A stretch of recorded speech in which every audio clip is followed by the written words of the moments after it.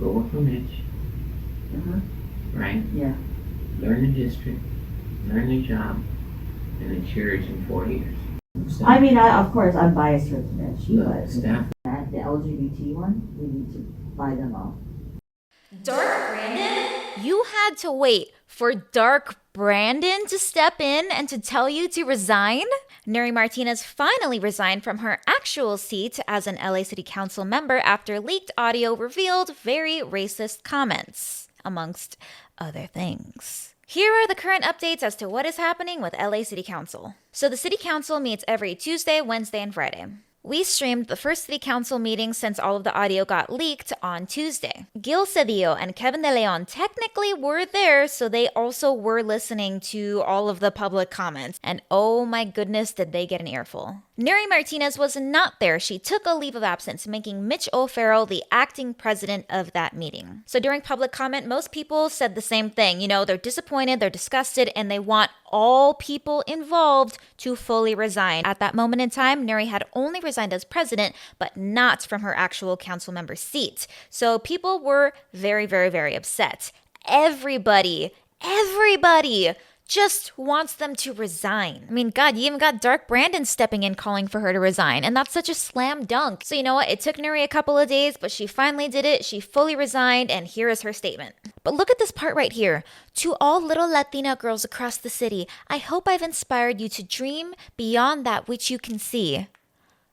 Don't give us that. As if you're some sort of martyr or something falling on your sword. No. It doesn't even say so much as I'm sorry in the whole thing. I mean, probably because she's not. She's probably just sorry that she got caught. But her PR team isn't going to write that in their statement. Bad optics. Nope. For a Democrat, Nury Martinez voted kind of conservatively. Just goes to show that having a D next to your name means absolutely fucking nothing. She passed 4118, which further criminalized homelessness in LA. Police funding increased by $1 billion under her watch. And that money doesn't come out of nowhere. It gets ripped away from other parts of the city budget. And then when it came to redistricting, your anti-blackness had a hand in your decision making.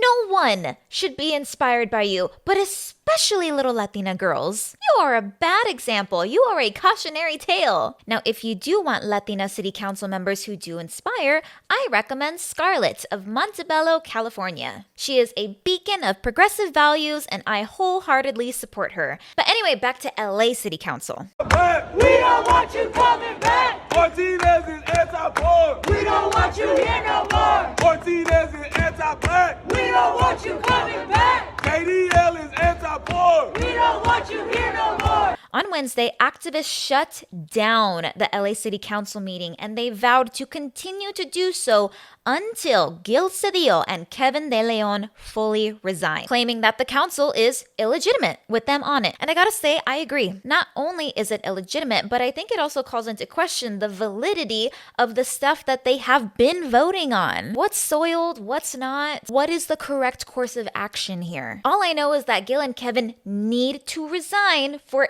anything to move forward. Unfortunately, they are not only resisting resignation, but they are actively saying that they have no plans to resign. Listen, I get it. I gotta imagine that it is hard to kiss your $200,000 salaries goodbye, but you gotta do what you gotta do. You have to resign. And we're not the only ones who believe this. Councilmember Mike Bonin is also still calling for their resignation. Also, just a quick side note, Mike Bonin actually just caught COVID a few days ago. So, I mean, like this guy just cannot catch a break right now. Sorry, Mike. Hope you feel better. So because of all of the above, acting president Mitch O'Farrell decided that Friday's city council meeting would be canceled, which it was. Not only that, but he announced that all of next week's meetings would be virtual as well. His reasoning?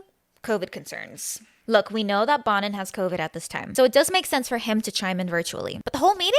It just comes across as LA City Council trying to avoid the will of the people. But why would Mitch O'Farrell, who has also been calling for Gil and Kevin to resign, why would Mitch O'Farrell want to avoid the people? Could it be because Nury is the reason that he's president pro tem in the first place? Or could it be that it was just revealed that one of the voices on that leaked audio was one of his former staffers? But we just need to buy some of these larger clubs. We just need to buy them. And we need to just take over them. And he's like, a lot of them are cheap. So I was just like, I don't see why we can't do it. So, because then they can't, like LACYD, like the young guns, that's the one we give people buy. Because once you need a check from that, the LGBT one, we need to buy them all. What about Hugo Soto? Why do you have to bring that shit up to me, right? And I go, look, he should epitomize the type of candidate that I'm looking at.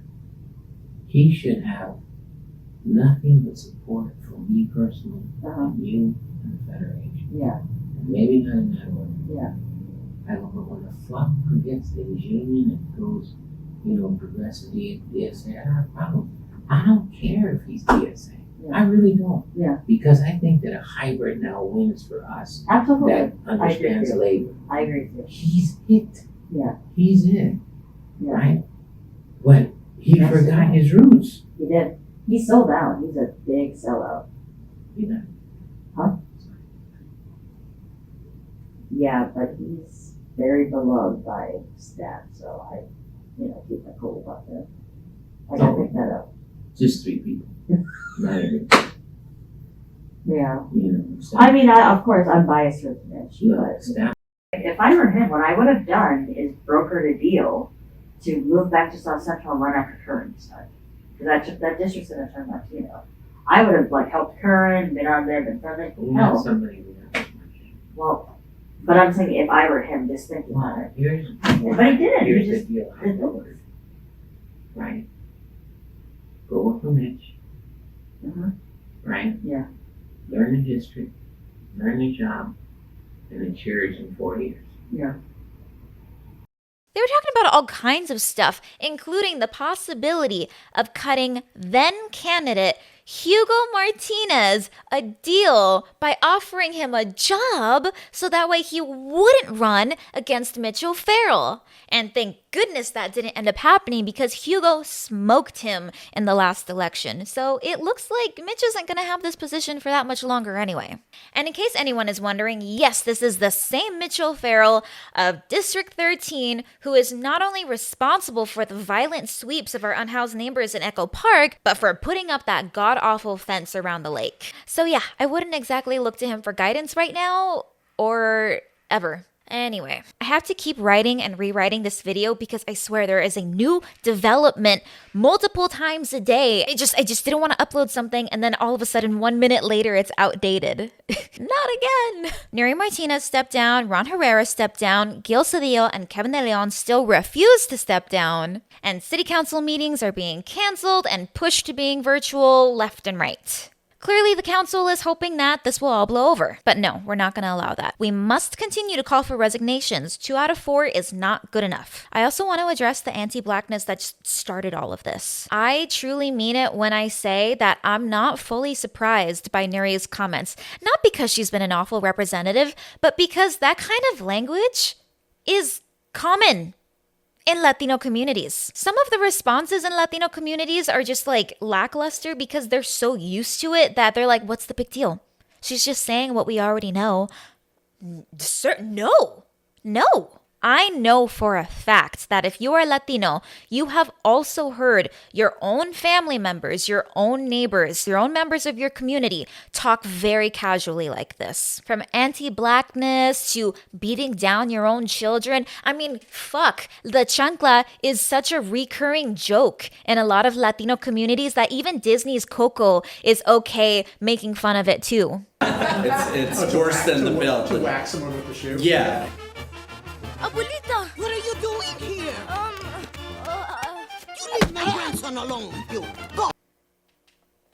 Beating down your kids as a form of discipline is a common thing. And it's wrong. Colorism is a common, constant ache in the Latino community. And it's not just Latinos who are living in the US either. If you look at the historically popular Mexican novelas on TV, most of the time the stars are light-skinned. When babies are born, if they have light skin, they're just a cute little muñeca. And if they have dark skin, it's, curioso. Or even, están feos, as Nury puts it. And that's where I think a lot of these colorist problems come from. We know that there's colorism in our communities, but we have to understand why. And it has to do with white supremacy. When Latin countries were getting colonized by mostly Spain, a new caste system was introduced based on color. The closer you were to white, the better you were, the more pure you were, the more holy you were. This is not natural. This is taught. And most importantly, it is false. So now in 2022, it is important to acknowledge these mistakes in your community and try your best not to repeat them. Because guess who benefits from it? The mostly white old guys at the top. They heavily rely on pitting working class people against each other by dividing us by race, by geography, etc. It results in more infighting and less solidarity, which is crucial when it comes to dismantling these systems and changing them for the better. Oh my gosh. So I'm sure we're gonna keep hearing more and more. Please continue to call for the resignations of Gil Cedillo and Kevin DeLeon. I'm gonna close out with this lovely video of Richie just absolutely ripping apart these ghouls. Nury, you know, no one fucking likes you. Nury, we all know that your presidency is in danger. You're not going to be president the next go around. Your colleagues actually fucking hate you. Paul, you got your fucking ass whooped by Media.